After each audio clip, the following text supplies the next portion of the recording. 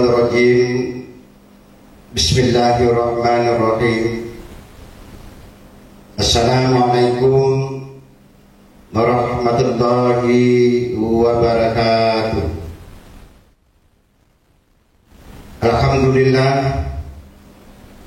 Alhamdulillahillazi hadana li hadza wa ma kunna linahtadiya laula an hadanallah. Asyhadu an la ilaha illallah wahdahu la syarika lah wa asyhadu anna Muhammadan abduhu wa rasuluhu nabiyyan ba'da.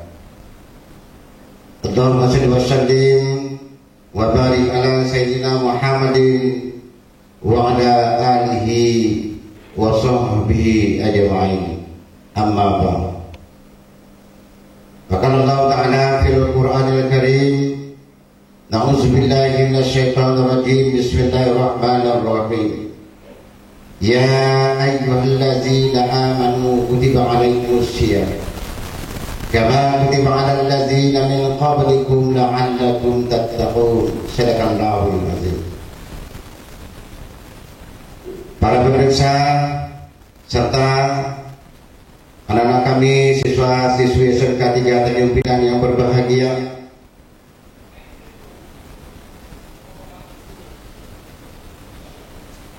pertama-tama marilah kita mengucapkan puja dan puji syukur kepada Allah Subhanahu wa taala. Alhamdulillah.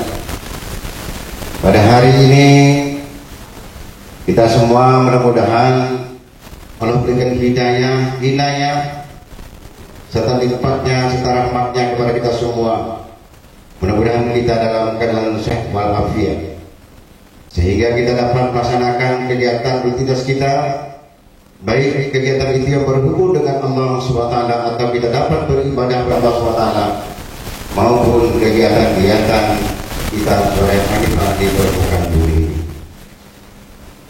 Selanjutnya salam mari pula kita kirimkan kepada alam kita di besar Muhammad sallallahu alaihi wasallam. Allahumma shalli ala sayyidina Muhammad wa ala ali sayyidina Muhammad.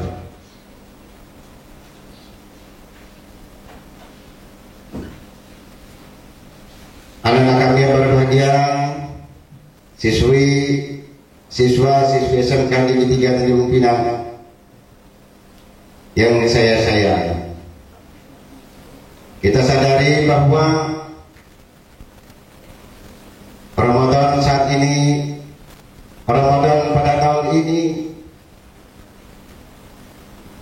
adalah Ramadan yang dibarengi dengan suatu cobaan dari Allah SWT, di mana kita ketahui bahwa saat ini khususnya negara kita Indonesia, yang khususnya Tanjung Pinang, kita sama-sama dilanda oleh wabah COVID-19, sehingga kegiatan Ramadan tahun ini kita tidak bisa melaksanakan kegiatan dan ibadah di rumah Allah SWT, sehingga kegiatan Ramadan kita lakukan di rumah kita masing-masing. Namun demikian, anak-anak kami yang berbahagia, walaupun keadaan yang sangat mendesak, walaupun keadaan kita hari ini diliputi dengan rasa-rasa takut karena timbulnya wabah-wabah tersebut, namun kegiatan Ramadan kita tetap kita laksanakan dengan baik dan benar, terutama kegiatan puasa kita, puasa Ramadan kita boleh tidak sholat berjamaah, sholat tarawih berjamaah di rumah Allah, namun kegiatan puasa kita tetap kita laksanakan di rumah Allah. Untuk itu, anak-anak kami berbahagia, agar tujuan kita berpuasa ini dapat tercapai dengan baik, maka kita perlu memantapkan niat kita. Karena innama a'malu binniyat, sesungguhnya suatu kegiatan itu tergantung pada niat. Untuk itu anak-anak yang berbahagia, mantapkan niatnya, sehingga kita bermohon kepada Allah mudah-mudahan Ramadan ini menjadi Ramadan yang penuh keberkahan bagi kita semua.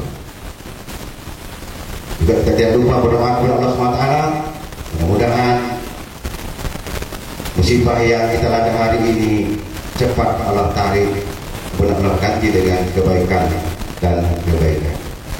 Anak kami yang berbahagia, pada kesempatan ini pula saya diberi tugas oleh kepala sekolah dan panitia peserta silat yang dilaksanakan hari ini melalui dengan kegiatan online. Maka saya sangat berharap kepada anak agar dapat memperhatikan, agar dapat menyimak materi-materi yang saya sampaikan pada hari ini. Adapun materi yang akan saya sampaikan pada hari ini adalah tentang fikih puasa. Di awal tadi yang saya sampaikan bahwa setiap kegiatan pasti ada tujuannya. Untuk mendapatkan satu tujuan, maka kita harus melalui proses. Sebagaimana yang ayat saya bacakan tadi, la'allakum tattaqun, mudah-mudahan kita menjadi orang yang takwa. Maka tidak semua anak-anak berbahagia orang yang berpuasa itu mendapat takwa. Ketika dia tidak menjaga, ketika dia tidak melakukan proses demi proses di dalam kegiatan Ramadan itu. Untuk itu pada hari ini saya akan menyampaikan bagaimana proses-proses yang harus kita lakukan dalam rangka untuk mencapai tujuan yang kita lihatkan. Dalam sebuah hadis Rasulullah SAW bersabda, "Man shoma Ramadan," barang siapa yang berpuasa di bulan Ramadan imanan wa ihtisaban, dia berpuasa karena iman dan karena pernah perhitungan, maka Allah akan ampuni segala dosa-dosa yang telah lalu. Artinya anak-anak yang berbahagia, puasa ini perlu ada ilmunya, perlu kita perhitungkan sehingga kita dapat menjaga apa-apa yang harus kita kerjakan dan apa pula yang harus kita tinggalkan. Maka sekali lagi saya katakan, inilah yang materi akan saya sampaikan pada kesempatan ini. Yang pertama, anak-anak kami, kita harus paham benar apa itu puasa. Kalau kita buka, kita baca dalam buku-buku Islam, dalam buku pelajaran agama, sama-sama kita pahami bahwa yang dikatakan dengan puasa adalah menahan diri dari segala apa yang membatalkan puasa, apa yang dapat merusakkan pahala puasa, sehingga puasa kita tidak menjadi sia-sia.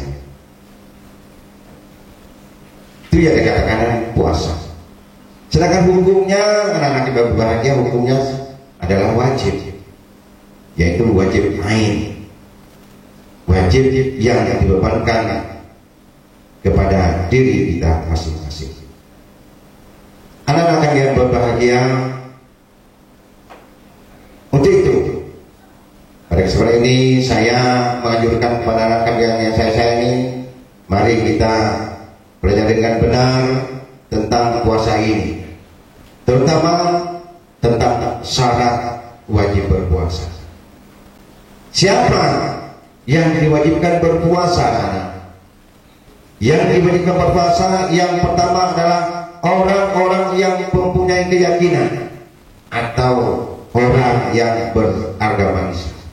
Selain agama Islam tidak diwajibkan berpuasa, walaupun di agama lain ada yang berpuasa, tapi tidak sama dengan puasanya umat Islam.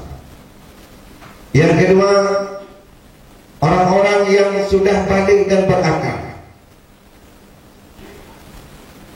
Puasa hanya diberikan kepada orang-orang yang balik dan berakal. Tapi anak kami berbahagia, ada puasa juga dilakukan oleh anak-anak.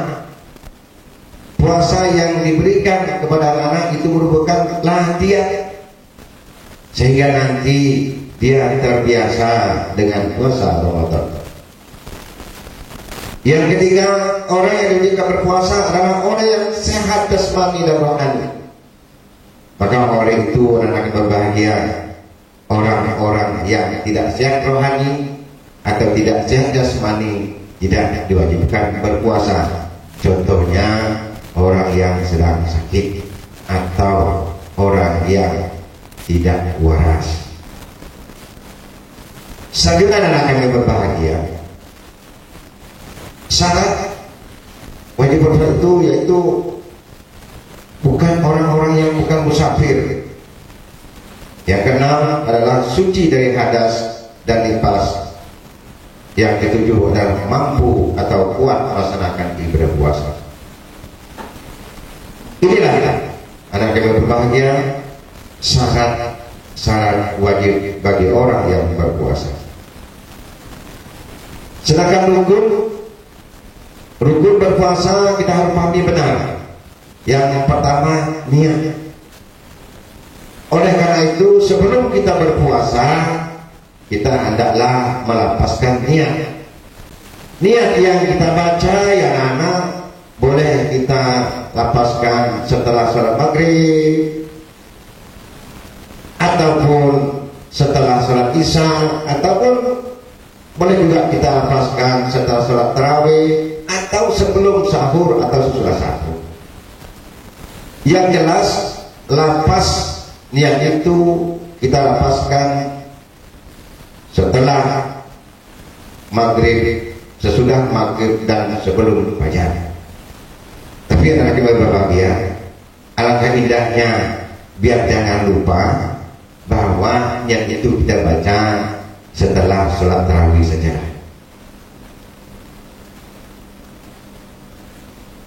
Yang bacaannya saya yakin percaya. Anak-anak saya ini semuanya udah hafal semuanya. Jangankan anak SMK 3, anak TK pun kalau disuruh melepaskan niat puasa, insya Allah saya yakin semua sudah hafal. Apa diantaranya? Diantaranya nawaitu saubatin an adoni faqi syahri ramadana hadhihi sanati lillahi ta'ala. Ini anak-anak kami berbahagia. Jangan lupa ya, baca niat puasanya. Nanti puasanya tidak sah kalau niatnya tidak dibaca.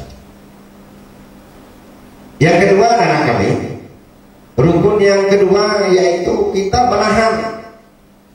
Apa yang kita tahan? Menahan diri kita dari hal-hal yang dapat membatalkan puasa. Contohnya makan, minum, ya, dan lainnya. Tapi yang lebih penting lagi anak-anak, yang perlu kita jaga diri kita dari hal-hal yang dapat merusakkan pahala puasa kita. Mungkin banyak orang yang bisa menahan lapar dan haus, tapi tidak bisa menahankan hawa nafsunya. Tidak bisa menjagakan panca inderanya. Ketika dia sedang berpuasa, bagaimana dia menahan diri untuk memandang hal-hal yang tidak benar, hal-hal yang dapat menimbulkan syahwat. Begitu dengan mulut harus kita jaga. Kita tidak mengucapkan hal-hal yang negatif. Contohnya ada kita dengan bahasa Arab, ghibah, fitnah. Semua ini dapat mengurangi pahala puasa kita. Sehingga kalau kita tidak bisa menjaga lisan kita, tidak bisa menjaga tangan kita, tidak bisa menjaga telinga, hidung, kaki dan sebagainya, sehingga puasa kita menjadi sia-sia. Karena sesuai dengan sabda Rasulullah SAW, banyak hari ini orang sedang berpuasa, tapi dia tidak dapat apa-apa. Yang dia dapat hanya haus dan lapar saja. Mau anak kami puasa dari mulai terbit fajar sampai terbenam matahari, yang pahalanya tidak dapat, yang hanya dapat haus dan lapar. Inilah yang perlu kita hindari. Anak-anak yang berbahagia, inilah dua rukun yang harus kita laksanakan. Teruskan dengan baik. Tadi saya katakan di awal, mudah-mudahan kita bermohon kepada Allah SWT, sentiasa berdoa, semoga ya Allah mencucukkan kita tempatnya, Allah berikan hidayah kepada kita, sehingga puasa yang kita bisa laksanakan Ramadan tahun ini menjadi Ramadan yang penuh keberkahan, Ramadan yang penuh kenikmatan, Ramadan yang penuh dengan pendidikan, sehingga setelah Ramadan kita menjadi seolah-olah menjadi seorang bayi yang baru lahir. Anak-anak yang berbahagia itu yang sudah saya pakai adalah masalah rukun. Kemudian anak-anak yang berbahagia, apa saja yang perlu kita lakukan yang kegiatannya berhubungan dengan puasa. Dengan kata lain, ibadah-ibadah sunat yang dilakukan dalam Ramadan itu. Di antaranya yang pertama adalah kita melaksanakan nama namanya sahur atau makan. Sahur ini kita lakukan atau kita laksanakan setelah tengah malam. Jadi mulai jam 12 sampai terbit fajar. Tapi dianjurkan, disunatkan makan sahur itu sebelum fajar ataupun 15 menit sebelum subuh. Jadi anak-anak yang berbahagia itu disunatkan. Maka ketika kita selesai makan sahur, bisa sebentar minum air putih, duduk 5 menit, waktu imsak masuk. Inilah waktu yang disunatkan kita di dalam kegiatan bersahur. Nah, jangan pula mentang-mentang kegiatan sahur ini boleh dilakukan mulai tengah malam, lantas jam 12 malam kita sahur, kemudian tidur, bangun tak bangun jam 7. Nah, ini masalahnya. Tapi kalau kita sahur jam 4 atau jam 4.30 insya Allah sholat subuh pasti kita bisa laksanakan. Walaupun tidak bisa laksanakan di masjid, di surau, tapi insya Allah bisa kita lakukan dalam keluarga kita. Bapak jadi imam, anak dan ibu jadi makmum, anak laki-laki jadi bilalnya. Kan begitu indah Ramadan tahun ini. Ya, saya yakin dan percaya setelah Ramadan tahun yang berlalu banyak orang yang pandai jadi imam. Kenapa? Tahun kemarin orang sholat tarawih semuanya datang ke masjid, imamnya hanya satu. Sekarang setiap rumah tangga bapaknya jadi imam. Jadi nanti habis Ramadan bapak jadi imam semua, ibu jadi imam. Itu kegiatan yang sunatkan di bulan Ramadan. Yang kedua, apa kegiatan yang sunatkan di bulan Ramadan? Yaitu segera berbuka di saat waktu berbuka puasa. Ketika beduk berbunyi, dianjurkan lagi sebelum berbuka puasa kita sudah berada di meja. Kita sudah mempersiapkan diri kita untuk berbuka dengan berpakaian rapi bersama dengan keluarga, dengan ayah, ibu, sama-sama satu meja. Ketika beduk berbunyi, mungkin saja seorang ayah bisa pimpin doa, ayah yang pimpin doa. Kalau ayah tidak pimpin doa, ya kamulah sebagai anak laki yang memimpin doa. Apa doanya? Yang anak berbahagia. Di antaranya doanya adalah Allahumma laka sumtu wa bika amantu wa la tika aftartu bi rahmatika ya arhamar rahimin. Kita lanjutkan dengan doa makan. Allahumma barik lana bima razaqtana wa qina azabannar. Dengan harapan yang kita makan ketika berbuka ini menjadi barokah dalam keluarga kita, kadang-kadang kita kan sering menyalahkan makanan. Gara-gara makan minum susu perut jadi sakit, perut mual dan tak dapat sholat maghrib. Makanan yang kita salah, minuman yang kita salah, padahal orangnya yang salah makan. Kan begitu, anak ya. Maka untuk itu ketika berbuka berpuasa, makanlah yang sedang-sedang sajalah. Makanan-makanan, kalau kue yang manis-manis, buah-buahan yang juga yang manis-manis. Anak-anak kami yang berbahagia, inilah diantaranya, ya, yang disunatkan, kegiatan yang disunatkan bulan Ramadan. Buat ada lagi, biasanya kita disunatkan untuk memberi makan bagi orang yang berbuka puasa.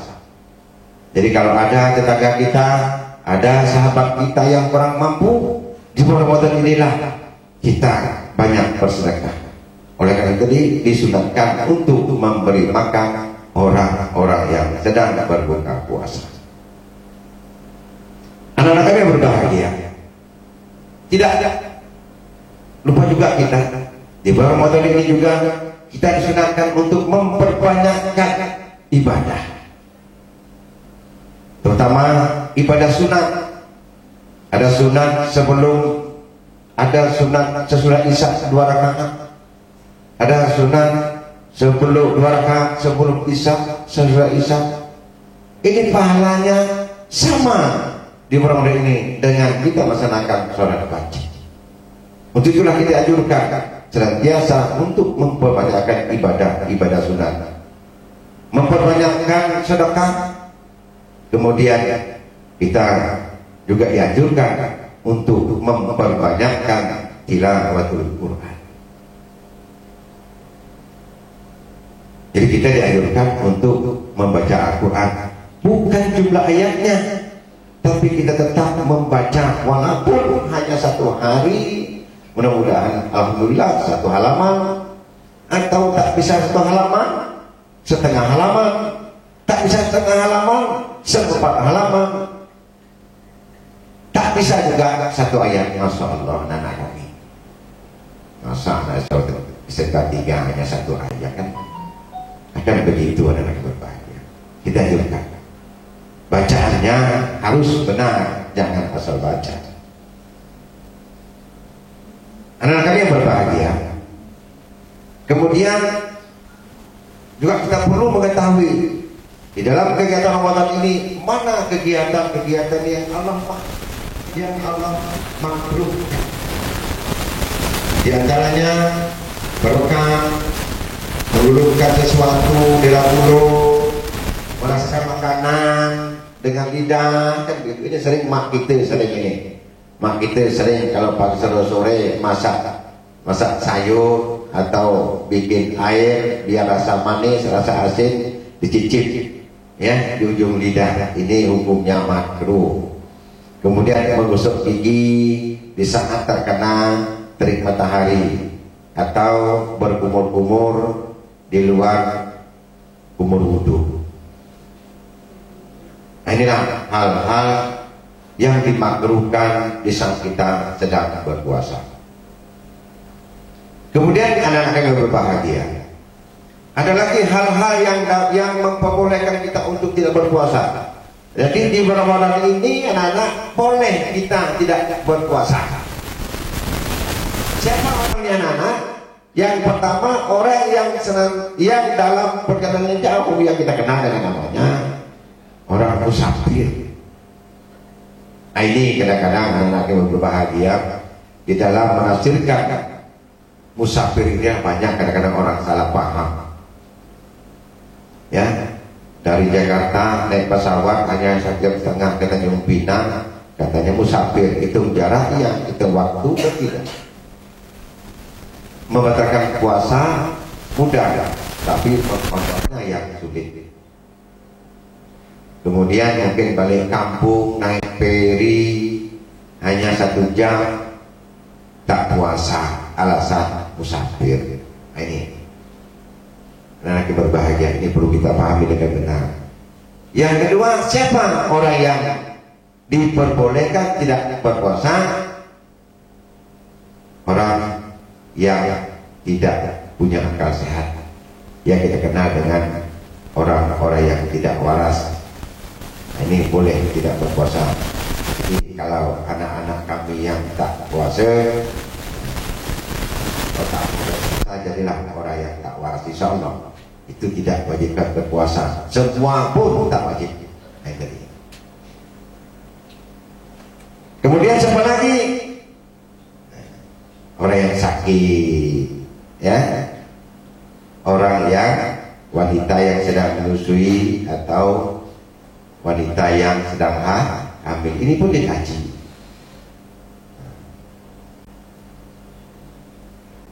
Anak-anak yang berbahagia. Yang terakhir materi kita pada hari ini adalah hikmah berpuasa. Hikmah berpuasa diantaranya dengan kita berpuasa dengan baik dan benar sesuai dengan syarat dan rukunnya akan melatih diri kita di dalam kesabaran. Karena dalam puasa kita dituntut untuk senantiasa memiliki sifat sabar. Di antaranya kalau ada orang yang marah kita tak boleh marahnya. Jawabkan saja, saya sedang berpuasa. Yang kedua, dengan berpuasa Ramadan kita dapat membentuk akhlakul karimah. Karena puasa mendidik, membimbing kita kepada hal-hal yang baik selama 1 bulan. Yang ketiga, dapat mempengaruhi kondisi fisik menjadi sehat. Yang keempat, dengan Ramadan kita akan menimbulkan rasa syukur kita kepada Allah SWT. Yang kelima, dapat menghapuskan dosa. Yang terakhir adalah dengan puasa Ramadan mudah-mudahan kita menjadi orang-orang yang bertakwa sesuai dengan diterangkan dalam Quran surah Al-Baqarah ayat 143 yang telah saya bacakan tadi, yang ujungnya la'allakum tattaqun. Puasa Ramadan mudah-mudahan kita menjadi orang-orang yang bertakwa. Maka kalau anak-anak kita, siswa-siswa seketika ingin menjadi orang bertakwa, maka laksanakanlah puasa ini dengan baik dan benar sesuai dengan ketentuan atau syariat yang direalisasikan di dalam Islam sebagaimana yang telah saya paparkan dalam materi tersebut. Untuk itu terakhir saya pesan kepada kami, materi ini coba diperhatikan, dengan baik, kemudian dibuat suatu kesimpulan. Apa kesimpulan dari materi yang telah saya sampaikan tadi? Kemudian materi ini nanti akan dilapor, akan dibuat ya sebagai dalam ketentuan yang telah dijelaskan di sekolah kita. Jadi ini akan menambah ya, dalam pesan ini akan menambah, khususnya berarti ini akan menambah nilai pendidikan agama Islam. Untuk itu saya diharapkan anak-anak kami yang sudah menyimak, yang sudah mendengar rekaman video ini dapat membuatkan satu resume atau kesimpulan, nanti akan dikirimkan melewat email sekolah. Terima kasih atas segala perhatiannya. Mohon maaf atas kekurangannya. Saya akhiri dengan wassalamualaikum warahmatullahi wabarakatuh.